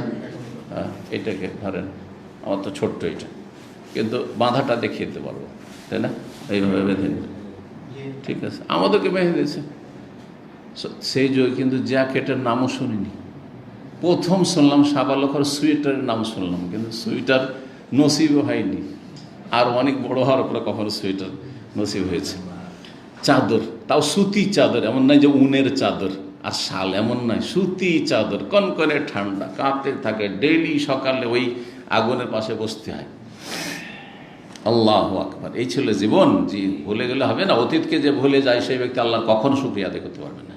আর যারা যত বেশি অতীতকে মনে রাখবে যে আমি এমন ছিলাম, আমাদের পরিবেশ এমন ছিল, আল্লাহ কত নিয়ামত দিয়েছে, তত বেশি শুকরিয়া আদায় করতে পারবে। কোথায় চলে গেছে এখন? কাপড়ের গণনা নেই, কতগুলি কাপড় হয়ে গেছে, সোয়েটার আছে, জ্যাকেট আছে, এই আছে, তো সে জ্যাকেটটা পুরানো হয়ে গেছে, অথচ চলবে, আরো 10 বছর চলবে, আর একটা কিনবে। এইরকম না করে যদি কিনতেই হয় যে আমি নতুন কিনবো, তা আপনার পুরাতনটা ওইভাবে ফেলে না রেখে একটু গরিবকে দিয়ে দেন।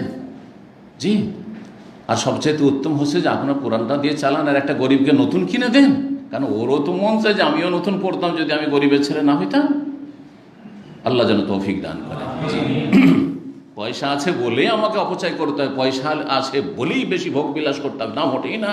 পয়সা আছে আল্লাহর হক আদায় করেন, পয়সা আছে জান্নাতে যাওয়ার ব্যবস্থা করেন, পয়সা আছে জাহান্নাম থেকে বাঁচার চেষ্টা করেন। ইত্তাকুন নার ওয়ালাউ বিশিক্কি তামরা, জাহান্নাম থেকে বাঁচো যদি একটা খেজুরের টুকরা দিয়ে হোক না কেন। জি, এই শীতকাল আসছে, সুতরাং এগুলো খেয়াল রাখতে হবে। আপনার গ্রামে কারো কাছে শীতের বস্ত্র নেই, আর আপনার কাছে শীতের বস্ত্রের শেষ নেই, আপনার ছেলে যেন প্রতি বছরে বছর আপনি শীতের বস্ত্র পাঠাচ্ছেন বা নিয়ে যাচ্ছেন দেশে, কেন? আপনি দেশের এলাকার গরিবদেরকে দেন, আল্লাহ যেন তৌফিক দান করেন। রাসূলুল্লাহ সাল্লাল্লাহু আলাইহি জামানায় অধিকাংশ মানুষের একটি কাপড় থাকতো, অধিকাংশ মানুষের একটি কাপড়। তো একটি কাপড়ে যদি কাঁধ সহ ঢাকা সম্ভব হয় হাঁটু পর্যন্ত, তাহলে এখানে বেঁধে নিব, এইভাবে যেমন বললাম। আর যদি তা না হয়, যে কাপড়টা একটি আছে সেটা দিয়ে এখান থেকে নিয়ে অথবা এই নাভির ওপর থেকে নিয়ে হাঁটু পর্যন্ত, হাঁটুর নিচ পর্যন্ত যাবে, তাহলে কাঁধে এইখানে যদি বাঁধে তো এদিকে রান খুলে যাবে, ঠিক আছে? লজ্জাস্থান ওই দিক দিয়ে খুলে যাবে, যখন সেজদায় যাবে তখন ওই লজ্জাস্থানও খুলে যাবে। তো কি করবে তাহলে? তখন একটি কাপড় কিন্তু ছোট, তখন কি করবে? তখন যেটা বেশি গুরুত্বপূর্ণ, তখন লুঙ্গি শুধু করে নেবে, এইখানে বুকের উপর বা পেটের উপর বেঁধে নেবে, লুঙ্গি শুধু, খালি গায়ে সালাত আদায় করছে, সালাত আদায় করতে হবে।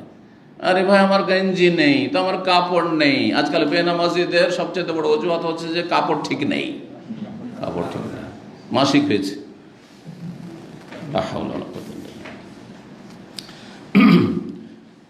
আবু হাজম বর্ণনা করছেন সাহাল ইবনে সাদ রাদিয়াল্লাহু তাআলা আনহু থেকে, সাল্লাল্লাহু মা'আন নবী সাল্লাল্লাহু আলাইহি ওয়াসাল্লাম আকিদি উযুরহিম আলা আওয়াতিহিম। নবী সাল্লাল্লাহু আলাইহি ওয়াসাল্লামের সাথে সাহাবায়ে কেরামগণ সালাত আদায় করতেন আকিদি উযুরহিম, তাদের লুঙ্গি বেঁধে নিয়ে, আলা আওয়াতিহিম, তাদের কাঁধে, কাঁধে লুঙ্গি বেঁধে নিয়ে সালাত আদায় করতেন। এটাই ছিল সাধারণ অবস্থা, একটি কাপড়। আবার কেউ ভাববেন না যে নিচে হয়তো একটা জাঙ্গিয়া থাকতে হইতো, না, কিছু থাকতো না। জি, 352 নম্বর হাদিস, মুহাম্মদ ইবনে আল মুনকাদির তাবেঈ বর্ণনা করেছেন, কাল সাল্লা জাবেরুন ফি ইজারিন। জাবের রাদিয়াল্লাহু তাআলা আনহু সাহাবী একটি লুঙ্গি পরে সালাত আদায় করলেন। কাদ আকাদাহু মিন কিবালি টেফাহু, তার কাঁধের পেছন ভাগ, কেফা বলা হয় এই পেছন দিক, যে চুল শেষ হইলো আর তারপরে যে জায়গাটা ঘাড়, এইটা ঘাড়, তো ঘাড়ের দিকে, কাঁধের দিকে, এই দিকটায় বেঁধে নিলেন, গিরা দিয়ে বেঁধে নিলেন। ওয়াসিয়াবহু মাওদুআতুন আলাল মিসজাবি, সেই সময়ে তার কাপড় কিন্তু ছিল অতিরিক্ত, কাপড় অতিরিক্ত ছিল। ইচ্ছা করলে নিচে একটা লুঙ্গি পরতেন আর উপরে একটা চাদর পরতে পারতেন, দুটো কাপড় ছিল। তারপরে একটি কাপড় কাঁধে পিছন দিক দিয়ে বেঁধে নিলেন, অথচ তার কাপড় রাখা ছিল আলাল মিসজাব, আলনার ওপর। মিসজাব মানে ভালো করে শুনে, আলনার ওপর। আলনা বুঝেন তো? আজকাল বিয়ে শাদিতে কিন্তু আলনা দিতে হয়, মেয়ে বিদায় করলে আলনা দিতে হবে, আলমারি দিতে হবে, তো আর কি কি দিতে হবে, আউযুবিল্লাহ, এগুলো দিতে হবে, এসব করতে হবে, জি, ফার্নিচার, জি, সব কিছু দিতে হবে, হারাম এই যৌতুক। আপনার কোনো আগ্রহ নেই, লোভ লালসা নেই, আর তাদের পক্ষ থেকে কোনো রকম অফারও নেই, আগে থেকে একটু প্রলোভনও দেয়নি, আর তারপরে মনে করলেন যে জামাই আমার গরিব, বা মেয়েকে গরিব ঘরে দিলাম, অভাব আছে, অথবা আছে কিন্তু আমার আল্লাহ অনেক যথেষ্ট দিয়েছে, তো কিছু আমি হাদিয়া কিন্তু সেটা আলাদা কথা, সেটা তখন যৌতুকের অন্তর্ভুক্ত নয়, কারণ তারও লোভ নেই লেনেওয়ালার, আর দেনেওয়ালারও আগে থেকে অফার নেই যে দেবো, আমার মেয়েকে বিয়ে করলে এই পাবে এই পাবে, এটাও হারাম। এই জায়গায় অনুবাদক ভুল করেছে। ওখানে কি বলছে? বলছে যে তার কাপড় কোথায়, আলনার কথা, যে আরেকটা কাপড় ছিল বা একাধিক কাপড় আলনার উপর আছে, তারপরে একটা কাপড় করে সালাত আদায় করছেন, বোঝানোর জন্য যে এক কাপড়ে অতিরিক্ত কাপড় থাকতেও কেউ যদি এক কাপড়ে সালাত আদায় করে মাঝে মধ্যে, তো জায়েজ, কোনো অসুবিধা নেই, জায়েজ কাজ করে দেখা কিসের জন্য? বৈধতা প্রমাণ করার জন্য সাহাবী করেছেন, যাতে করে মূর্খ লোকেরা ভুল না বুঝে যে যার দুটা কাপড় আছে এক কাপড়ে সালাত হবেই না, এমন না বুঝে। কিন্তু ওখানে অনুবাদ করতে গিয়ে বলছে যে তার কাপড় ছিল টাকনার উপর। কোথায় টাকনা? পড়ে দেখেন তো, দেখেন টাকনার উপর করেছে, অনুবাদ ভুল করেছে। কাইল, তখন জনৈক ব্যক্তি বললেন, জাবেরকে বলছেন যে তোসাল্লিফি এজারিন ওয়াহেদ, একটা লুঙ্গি দিয়ে আপনি নামাজ পড়ছেন, সালাত আদায় করছেন। ফাকালা, তখন তিনি বলছেন, ইন্নামা সানাতু যালিকা, আমি এইটা করলাম ইচ্ছা করে, আমার আরেকটা কাপড় আছে তারপর ইচ্ছা করে করলাম। কেন? লিয়ারানি আহমাক মিসলুক, তোমার মতো আহমক লোক যাতে দেখে আর শিখে। আহমকটা আমাদের দেশে গালি, তাই না? আহমক মানে কিন্তু ওই ওরকম গালি না, আহমক মানে হচ্ছে নির্বোধ, আহমক মানে হচ্ছে অজ্ঞ, যারা জানে না মাসলা, বোঝা গেছে? আহমক মানে গাধা নয় কিন্তু, কারণ আমাদের দেশের লোকের কিন্তু আহমক মানে গাধা মনে করে, ঠিক না? গাধা যেমন নির্বোধ, যে কতটি বোঝা পিঠে আছে বুঝে না, ওই রকম ভেবে নেই, আসলে এত মানে খারাপ গালি নয়, আহমাক আরবি শব্দ। তোমার মতো আহমাক, অন্য রেওয়ায়েত রয়েছে জাহিলুন মিসলাক, তোমার মতো যারা অজ্ঞ, যারা জানে না আসল মাসলা, আসল বিষয়টা, তারা যেন জেনে নেয় যে কারো দুটো তিনটা কাপড় থাকতো, তাহলে বোঝা গেল যে আমার জুব্বা আছে, বাসাতে আমি সলাত আদায় করবো, তো জরুরি নয় যে আমাকে বাসাতেও জুব্বা পড়তে হবে, আমি গেঞ্জি পরে লুঙ্গি পরে সলাত আদায় করলে জায়েজ। আমি লুঙ্গি পরে আছি আর একটা বড় গামছা পরে সলাত আদায় করলাম, জায়েজ, জায়েজ। এ কথা বলার কোনো অধিকার নাই যে এটা কেমন হচ্ছে। হ্যাঁ ঠিক আছে, সবসময় করবো না, আল্লাহর সামনে দাঁড়াচ্ছেন তো যথাসাধ্য সুন্দর হবেন, যথাসাধ্য সুন্দর হবেন, এটা ঠিক আছে, বিশেষ করে মসজিদে আসলে, কিন্তু বাড়িতে ধরেন অথবা মাঝে মধ্যে মসজিদ আসার জন্য এই নয় যে সবচেয়ে ভালোটা, সবচেয়ে ভালো কাপড় কখন? জুমার দিনে, ঈদের দিনে, কিন্তু 5 ওয়াক্ত সালাতের জন্য জরুরি নয় যে সবচেয়ে ভালো জুব্বাটা আমাকে পরে আমার মসজিদে যেতে হবে। জি। 353 নম্বর হাদিস বর্ণনা করেছেন মোহাম্মদ বিন মুনকাদির, আগের হাদিসে, রাআইতু জাবের আব্দুল্লাহ, জাবের বিন আব্দুল্লাহকে দেখেছি, ইউসাল্লি ফি সাবিন ওয়াহিদ, একটি কাপড় পরে সালাত আদায় করেছেন। ওয়াকাল, আর বলেছেন, রাআইতুন নবী ইউসাল্লি ফি সাবিন, আমি নবী সাল্লাল্লাহু দেখেছি একটি সালাতে কাপড় পরতে, অথচ নবী সাল্লাল্লাহু দুটি কাপড় ছিল। তাহলে দুটি থাকতে একটি কাপড়ে সালাত আদায় করা জায়েজ, দুটি থাকলে একটাকে লুঙ্গি বানাইলাম এহরামের কাপড়ের মতো, আরেকটাকে ওপরে চাদর বানাইলাম, কিন্তু আমার দুটা থাকতো, একটা দিয়ে একটা এখান থেকে আমি জড়িয়ে নিয়ে আর আমার আপনার হাঁটুর নিচ পর্যন্ত চলে গেছে, তাহলে অসুবিধা নেই, জায়েজ। 4 নম্বর অধ্যায় বলছেন বাবু সলাত ফি সাবিল ওয়াহিদ মুলতাহিফান বিহি, এই অধ্যায় হচ্ছে একটি কাপড়ে সলাত আদায় করা, মুলতাহিফান বিহি, যদি একটি কাপড়ে পরেন তো সেটাকে কি করবেন? জড়িয়ে নেবেন। যদি বড় হয় তাহলে জড়িয়ে নেওয়া এমনি যথেষ্ট, কারণ খুলে পড়বে না, তাহলে খুলে পড়বে না, রুকু সিজদা গেলে সম্ভাবনা কম।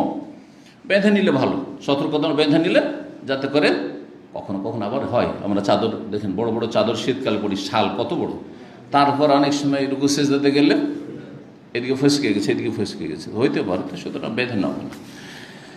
আর যদি ছোট হয়, যে খুবই সম্ভাবনা আছে যে রুকু সিজদাতে যখন নড়াচড়া করবো সালাতে, তখন সামনের দিক থেকে খুলে যেতে পারে, তাহলে কি করতে হবে? তখন ওই যে আগের হাদিসটা, কাঁটা দিয়ে, যদি বোতাম থাকে, বোতাম আছে, বোতাম লাগিয়ে নেন আপনি ওতে, আর বোতাম না থাকে তো আপনি পিন দিয়ে বা যেভাবে হোক না কেন আটকে নেন আপনি। ইমাম জোহরি বলছেন আর হাদিসে, আল মুলতাহিফু আল মুতাওয়াশশিহ, মুলতাহিফ বলছে যে কাপড় জড়িয়ে রাখে, ওয়া হুয়া আল মুখালিফু বাইনা তারফাইহি আলা আতিকি, যেই ব্যক্তি কাপড়ের দুটো দিককে কাঁধের ওপর রাখে, এটাকে এদিকে রাখলো, এটাকে এইদিকে রাখলো, এটা হচ্ছে মুলতাহিফ, কাপড় জড়িয়ে নেওয়া। ওয়া হুয়া আল ইস্তেমাল, সেটার অপর নাম ইস্তেমাল। হ্যাঁ, ইস্তেমাল নিজেকে শামিল করে নেওয়া, যে শামিল থেকে ইস্তেমাল, একই অর্থ, ইলতিহাফ আর ইস্তেমাল একই অর্থ। আলামানকে বাইহে, দুই কাঁধের ওপর কিন্তু কালা, যাতে করে কাঁধ ঢাকে। কারণ যদি কাপড় আপনার পর্যাপ্ত থাকে তাহলে পিঠটাও ঢাকতে হবে, কাঁধ ঢাকতে হবে। পর্যাপ্ত না থাকে তখন আপনি নিচের দিক ঢাকেন, নিচের দিক বেশি গুরুত্ব দিন। কিন্তু আছে এখান থেকে নিয়ে হাঁটু পর্যন্ত ঢাকা যাবে, তাহলে পুরোটাই ঢাকতে হবে, যেমন হাদিস আসবে আরো। আর ওয়াকালাত উম্মে হানি বলছেন ইল তাহফান নবী সাল্লাল্লাহু আলাইহি ওয়াসাল্লাম, নবী সাল্লাল্লাহু আলাইহি ওয়াসাল্লাম একটি কাপড় জড়িয়ে নিলেন। ওয়া খালাফা বাইনা তারাফাইহি আলা আতিকি, তারপরে তার দুটো কিনারা দুই কাঁধের দুই দিকে দিয়ে দিলেন, বিপরীত দিকে দিয়ে দিলেন বা রেখে দিলেন। ওমর ইবনে আবি সালামা বর্ণনা করছে আন্নান নবী সাল্লাল্লাহু আলাইহি সাওবিন ওয়াহিদ, নবী সাল্লাল্লাহু আলাইহি ওয়াসাল্লাম এক কাপড়ে সালাত আদায় করলেন। খালাফা বাইনা তারাফাইহি, আর দুই কিনারা একটাকে তার অপর দিকে রাখলেন, এইটাকে এই দিকে আর এটাকে বাম দিকেটা ডান দিকে, এভাবে রাখলেন। 355 নম্বর হাদিস ওমর বিন সালমা থেকে বর্ণিত। একটি হাদিস বারবার করে নিয়ে আসছেন, কিছু কম আছে কিছু বেশি আছে এইভাবে, সেই জন্য আন্নাহুর আন নবী, তিনি দেখেছেন নবী সাল্লাল্লাহু আলাইহি ওয়াসাল্লাম ইউসাল্লি ফি সাওবিন ওয়াহিদ ফি বাইতি উম্মে সালামার বাড়িতে একটি কাপড়ে সালাত আদায় করছে। তাহলে বোঝা যাচ্ছে এই নামাজটি কোথায় ছিল? সালাতটি বাড়িতে ছিল, হ্যাঁ, মসজিদে ছিল না, কিন্তু প্রয়োজন নাই তখন মসজিদে। উম্মে সালামা রাদিয়াল্লাহু তাআলা, আর এই ওমর ইবনে আবু সালমা উম্মে সালমারই ছেলে এটা, কিন্তু তার আগের স্বামীর আবু সালমার ছেলে। তার মানে নবী সাল্লাল্লাহু আলাইহি ওয়াসাল্লাম বাড়িতে সে লালিত পালিত হচ্ছিল, আগের স্বামীর ছেলে। কাদ আলকা তারাফাইহে, দুই কিনারাকে রেখে দিয়েছে, আলা আতিকাইহে, দুই কাঁধের ওপর। জি। 356 নম্বর হাদিস ওমর বিন আবি সালমা থেকে বলছেন রাআইতু রাসূলুল্লাহ সাল্লাল্লাহু আলাইহি ওয়াসাল্লাম ফি সাওবিন ওয়াহিদ, আমি দেখেছি রাসূলুল্লাহ সাল্লাল্লাহু আলাইহি ওয়াসাল্লাম সালাত আদায় করতে একটি কাপড়ে, মুস্তামিলান বিহি, সেই কাপড়টাকে জড়িয়ে, ফি বাইতি উম্মে সালামার বাড়িতে, ওয়াদিয়ান তারাফাইহে, দুই কিনারা রেখে, আলা আতিকাইহে, দুই কাঁধের ওপর। শব্দের পার্থক্য।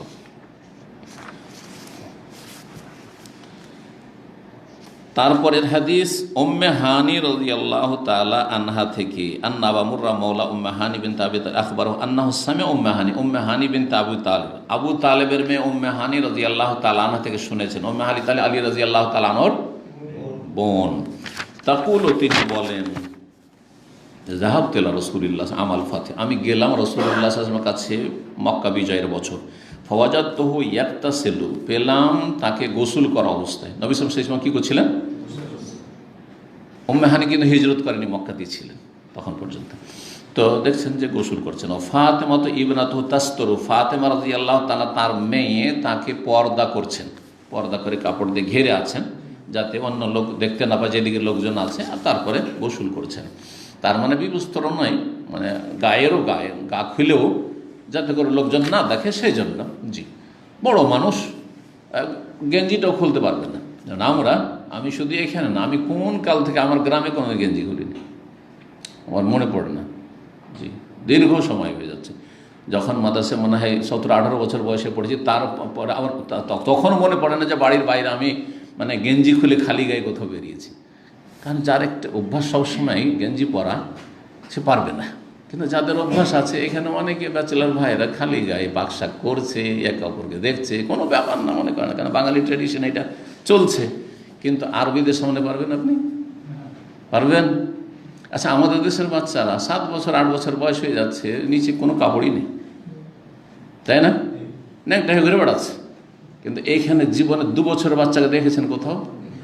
মানে আরবদের ট্র্যাডিশন, বেটে একটা বাচ্চা ছেলে অথবা মেয়ে 1 বছর হোক 2 বছর হোক, যে কাপড় থাকবে না, একটা প্যান্ট থাকবে না, ঢাকা থাকবে না, এরকম উলঙ্গ জীবনে কোনো আরবি বাচ্চাকে দেখবেন না। কিন্তু আরবদের বাসাতে গেলে কখনো দেখবেন না। আমরা গেছি, বহুবার গেছি, ছোট ছোট বাচ্চা তাদের আমাদের কোলে এসছে, কিন্তু কখনো এরকম দেখা যায় না, সাধারণ থাকে না। হ্যাঁ, যখন পেশাব পায়খানা করলো সাথে সাথে বদলে দিল, আবার একটা কাপড় পরিয়ে দিল। তো এখানে আসার পরে অনেক কিছু জানা যাচ্ছে, যেটা দেশে থাকলে হয়, যেতে দেখা গেছে যে চলছে 8 বছর 10 বছর, খাতনা হয়নি এখনো, আর ঘুরে বেড়াচ্ছে ন্যাংটা হয়ে গ্রামগঞ্জে। তো পর্দা করছিলেন ফাতেমা রাদিয়াল্লাহু আনহা। কালা ফাসাল্লামতু আলাইহি, আমি সালাম বললাম। ফাকাল মান হাযিহি, পর্দার আড়ালে তো বলছে কে এটা?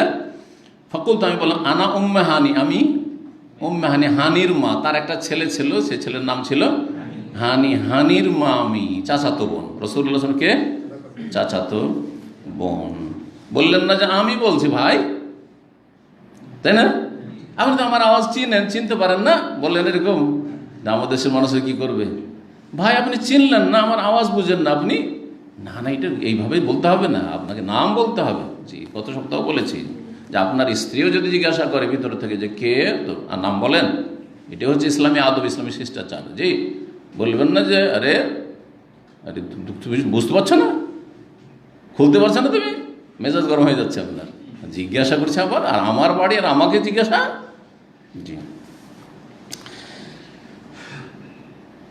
বলছেন যে উম্মে হানি ফাকালাম, নবী সাল্লাল্লাহু আলাইহি ওয়াসাল্লাম মারহাবান বে উম্মে হানি, মারহাবা, সাদর সম্ভাষণ উম্মে হানিকে।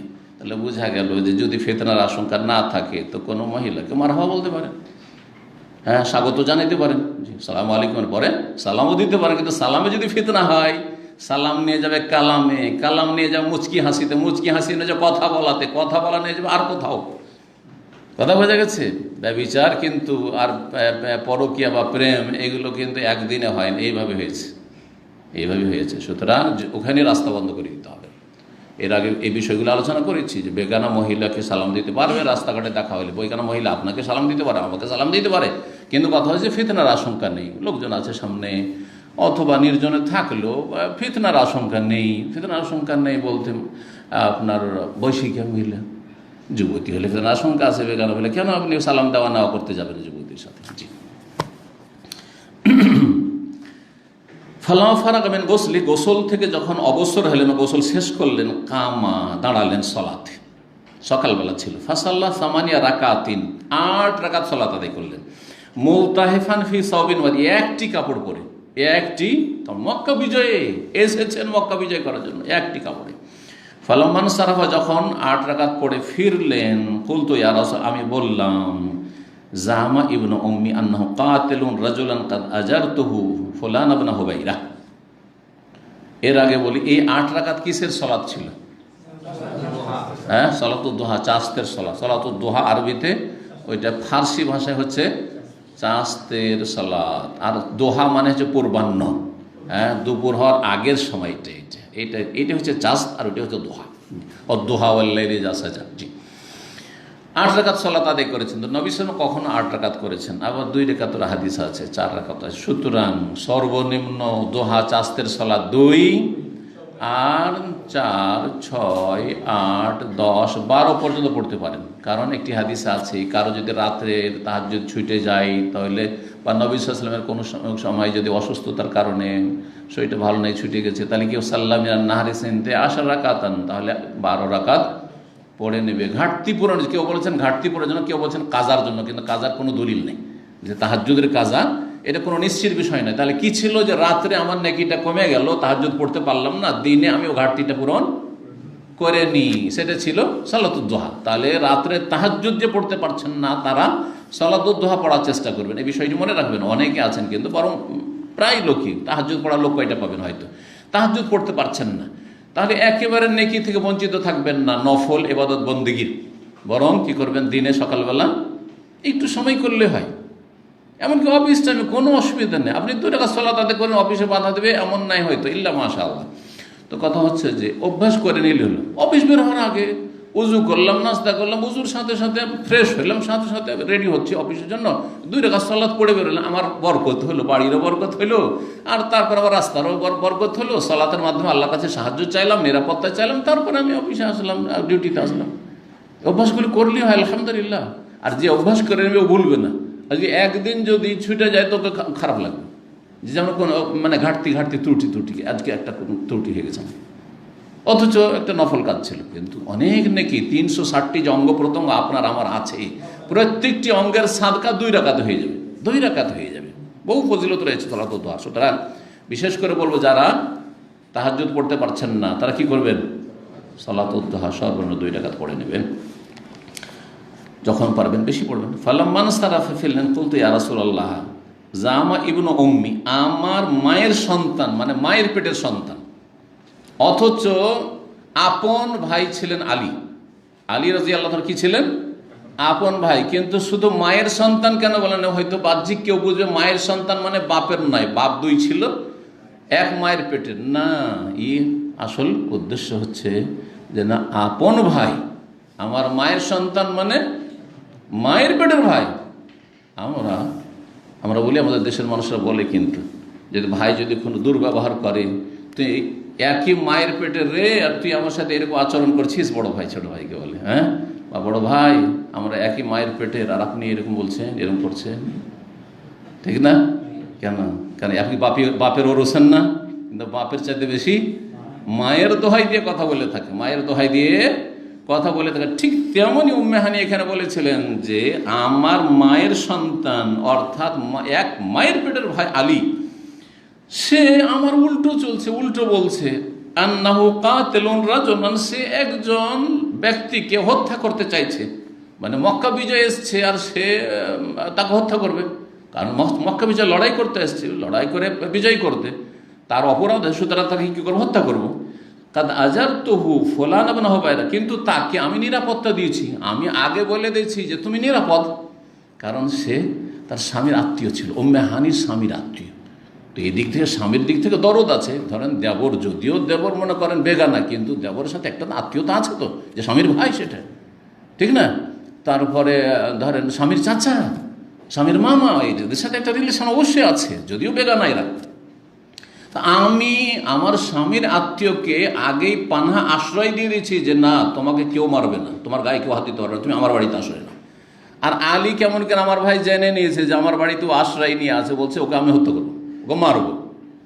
চলে এসছে অভিযোগ করার জন্য কার কাছে? রাসূলুল্লাহ সাল্লাল্লাহু আলাইহি ওয়াসাল্লামের কাছে, যে এই আলী এই কাজ করছে আমার ভাই।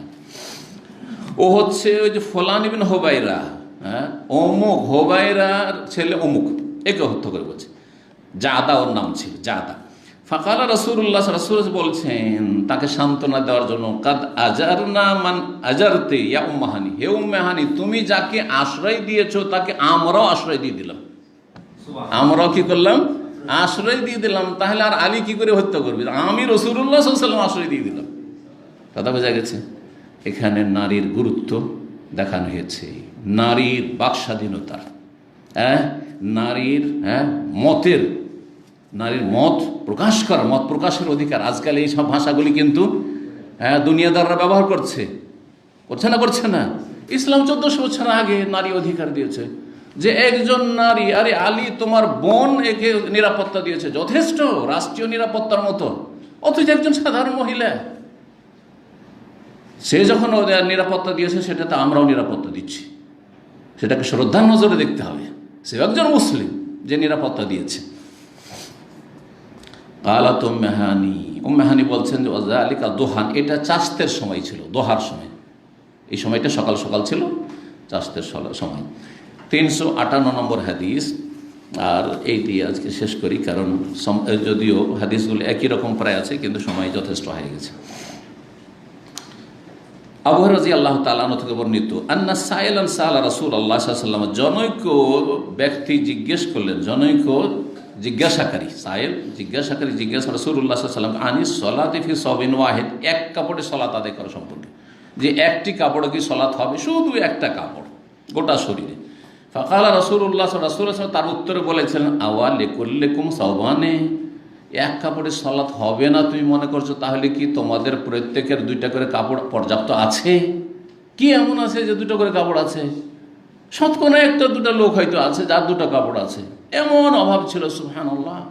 তাহলে কি করে শরীয়তে এই নির্দেশ দেওয়া যেতে পারে যে 2টো কাপড় লাগবে মাস্ট, একটা উপরে একটা নিচে? না না না, একটি কাপড় যথেষ্ট। আওয়া লিকুল্লিকুম সাওবান, তোমাদের প্রত্যেকে কি 2টা করে কাপড় আছে? নাই, কিন্তু এখন আলহামদুলিল্লাহ আছে, সেজন্য আমরা পড়ছি, জুব্বাও পরছি, নিচে পায়জামাও পরছি। কিন্তু পায়জামার কোনো দরকার নেই, জুব্বা যদি মোটা কাপড়ের হয়, মোটামুটি বা রঙিন হয়, তাহলে ভিতরে কিছু নজর আসবে না। তবে সাদাগুলিতে সমস্যা আছে, সাদাগুলিতে অবশ্যই সমস্যা আছে না? নেই? কিন্তু সাদাগুলির নিচে যদি আন্ডার প্যান্ট করে থাকে, জাঙ্গিয়া পরে থাকে, অসুবিধা আছে? এটাকে অনেক কিন্তু ইন্ডিয়ান বাংলাদেশিরা আরবদের দোষ ধরে, আরে ও জুব্বার নিচে তো সাদা হয়ে দেখা যাচ্ছে এখানে পর্যন্ত, বলে না, খালি দোষ খুঁজে, অথচ কোনো দোষ করেনি। ও রানের কাছাকাছি যে আন্ডার প্যান্টটা থাকে নিচে, ওইটা রানের কাছাকাছি থাকে। আর একটু আগে বললাম যে রান একবারে যে খোলা যাবে এমন কথাও নেই। যদি হাঁটু পর্যন্ত হয়ে যায় তাহলে তো কোনো সমস্যা নেই, যথেষ্ট। এটা যে পায়জামাই হইতে হবে একবার জরুরি নাই, হাঁটু পর্যন্ত যথেষ্ট। নিচে একটা প্যান্ট আছে, হাফ প্যান্ট। আর যদি একটু উঠেও থাকে আর আপনার জুব্বা পাতলা থাকে, তাও কোনো নাজায়েজ কাজ করে দিলে এমন কিছু নয়, কারণ লজ্জাস্থান একবারে খুলে যায়নি না কাছে, তো এগুলো দোষের বিষয় নেই। তারপরে উজুর সময় যে হাঁট ওরা তো মাসালা জানে যে উজুর সাথে কাপড়ের কোনো সম্পর্ক নেই, উলঙ্গ হয়ে উজু করা যায়, আরবরা জানে, কিন্তু আমাদের দেশের লোকেরা মনে করে না হাঁটুর উপরে কাপড় উঠানো যাবে না, উজুর অবস্থা বা উজুর পরে হাঁটুর উপর কাপড় উঠালে উজু নষ্ট হয়ে যাবে। যার ফলে যখন দেখে আরবরাকে যে জুব্বাটাকে উল্টে উজু করছে, আরে দেখো দেখো দেখো এদের উজু হবে, আর এদের উজু হয় না তো এদের নামাজ কি করে হবে, দিল ফতুয়া ঝেড়ে, কথা বলছেন না, অথচ নিজেই জাহেল আসলে। তো এই ছিল হাদিস। আর এখানে আলোচনা শেষ করছে ইনশাআল্লাহ। আল্লাহ রাব্বুল আলামিনের কাছে দোয়া করে আল্লাহ যেন আমাদেরকে দিন দুনিয়ার সার্বিক কল্যাণ দান করেন এবং উপকারী জ্ঞান দান করেন। আল্লাহ রাব্বুল আলামিন আমাদের নেক হায়াত দান করেন। যেসব ভাইরা সরাসরি শুনলেন অথবা অনলাইনে শুনলেন, লাইভ শুনলেন অথবা শুনবেন, আল্লাহ সবাইকে যেন জাযায়ে খায়ের দান করেন এবং আল্লাহ রাব্বুল সবার যেন ভালো করেন। ভালো মানুষদেরকে আল্লাহ হেফাজতে রাখেন, মন্দদেরকে আল্লাহ হিদায়াত দান করেন এবং মন্দদের অনিষ্ট থেকে ভালোদের আল্লাহ হেফাজত করেন। ওয়া সাল্লাল্লাহু সাল্লাম আলা নবিয়িনা মুহাম্মদ ওয়া আলা আলিহি ওয়া সাহবিহি আজমাইন।